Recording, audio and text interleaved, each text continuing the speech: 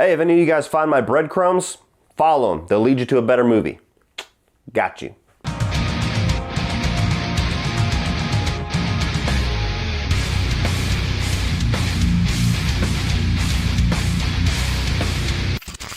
So Gretel and Hansel tells the story of brother and sister who venture out into the woods by themselves to find food and work and stumble upon a witch's house. Well, here we are, everybody, the final horror film from January 2020. I did not get a chance to check out The Turning. For those of you that have asked me, I didn't even feel like putting myself through that one, but this one looked like it might be okay. This one looked like it might be enjoyable for my kids, so I took both my kids to go see it after school on Friday, and I got some thoughts on Gretel and Hansel. But before I get into my review, as always, guys, please like and share this video if you do enjoy it, and hit that subscribe button if you enjoy it so much that you want to check out some other stuff. Also, new t-shirt alert. This is the newest design from my buddy Woody Bowen. I wish I could do it like this a little bit. So to go along with my new outro, which Woody Bowen also helped me come up with, he came up with this little design. Don't feed the trolls, baby. Opinions are like assholes. Doesn't mean you have to be. I love that phrase, and this goes along with that. If you guys like this design and you want to check out this one or some of my other designs created by Woody, just scroll down right now and you can see my Teespring store. It's got a little shelf. Some of my merchandise designs are already displayed there, but click that, it'll take you to my store. It's got all of my designs, all the different graphics, all the different merchandise that you can put these graphics onto, and until the end of February, you can use the promo code CODYSHIP, all one word, all caps, CODYSHIP, to get free shipping inside of the US. So please check that out down below. Now, let's follow some breadcrumbs to talk about this fucking movie. So Hansel and Gretel, it's a grim fairy tale. It's a story that we all know. You got brother and sister, goes off into the woods, leaves a trail of breadcrumbs. They find the witch wants to fatten them up and eat them, and they push the bitch into the oven, and all is right and everything is good in the world, right? Gretel and Hansel says, fuck that shit. We're gonna tell a different story. We're gonna be kind of like that. We're gonna use the skeleton of that, but we're going to take it into a different direction. We're gonna explore Gretel much more, hence the title flip, putting Gretel much more into the focus than Hansel was, and just kind of explore the tone of this grim fairy tale a little bit more than the quick little short sweetened story that we all got whenever we were kids. Does it succeed? There's a couple things that I liked, I'll be honest. The filmmaking aspects of this one is actually really impressive. The camera work, the cinematography, some shots in this movie are really genuinely unnerving, and they're really beautiful to look at. Like, whoever is doing the camera work in this film clearly has experience and clearly should be doing much better movies, because this is some top-notch shit as far as the technical aspects go. I even like the score. There's some good stuff in here. It's got a little bit of, you know, that dark and grungy sound to it that kind of enhances that tone of creepiness that you get with this witch whenever they're into the woods. But you also get a little bit of an 80s synth vibe every once in a while, and it doesn't feel like it doesn't belong. It actually moves really well with what the tone of the scene is going for, so I liked all of that stuff. I think that the woman who played the witch actually does a really good job. I think that she really transforms into the role. She's genuinely creepy. She's not like mustache twirling. She's not like clearly the antagonist. I mean, we know because we know the story, but you could see why Hansel and Gretel would be taken in by this woman and be like, all right, cool, we're safe.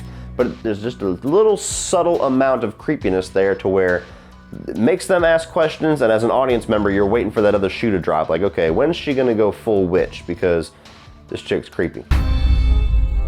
Pleased to make your acquaintance. I'm called Gretel, and this rough one here is my brother Hansel. Ouch! Beyond that, January horror film. Yeah, the guy on Twitter that, you know, wanted to argue with me from fucking Bloody Disgusting or whatever, it says that the January horror film is a myth or whatever. Well, sorry, this one puts your little argument to bed.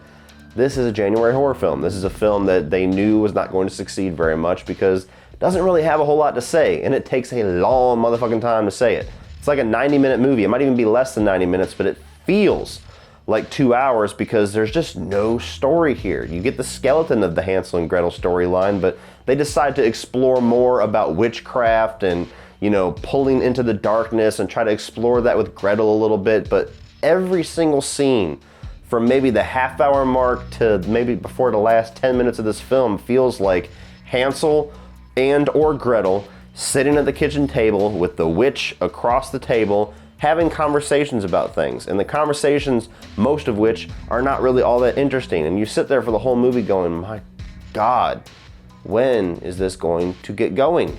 and it never really feels like it does. And as much as I like the cinematography and the camera work as far as framing a lot of these shots, the way that they spend most of the second act of this movie inside of this witch's house is actually some of the most bland camera work and cinematography I've seen in a long time. It's literally, everything is like dead center in every shot, and it just goes back and forth between Gretel sitting like this and the witch sitting like this, and it's just switch, back and forth, dialogue.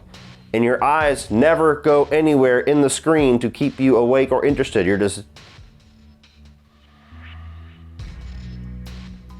I also didn't really feel much for Hansel or Gretel. I mean, obviously, since the witch is the only person that I praise as far as acting, there wasn't a whole lot praiseworthy as far as these two kids. There's not really any other characters in the movie except for maybe a couple of small characters that pop in, like the mom or the huntsman, but there's not a whole lot about these kids that make them pop on screen. There's nothing like that they get as far as a story arc.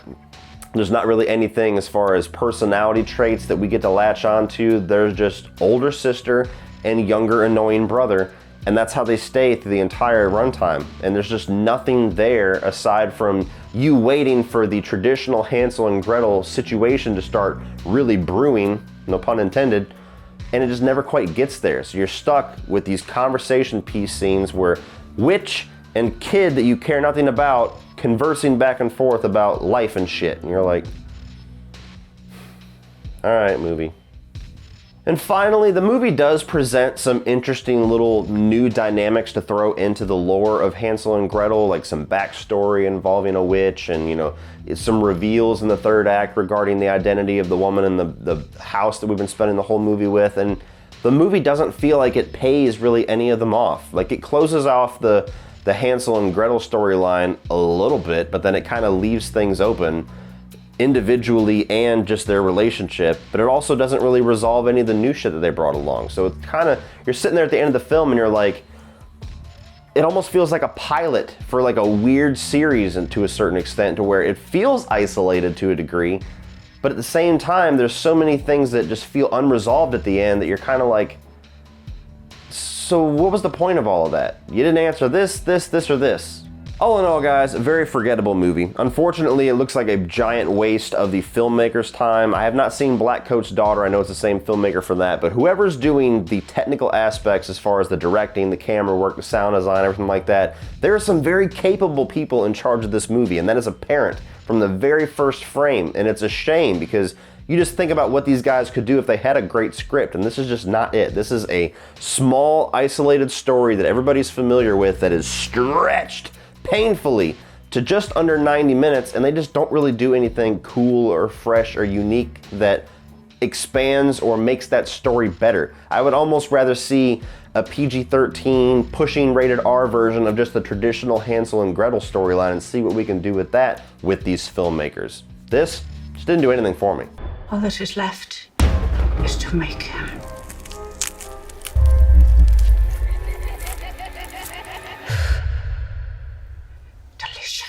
So if you're a fan of this grim fairy tale and you want to see what filmmakers can do with a PG-13 horror style of this storyline, might just want to wait for somebody else to do it, because this one didn't really have a whole lot to grab a hold of your attention or a whole lot to merit you going to see it in theaters. So unfortunately, gonna have to tell you to skip it.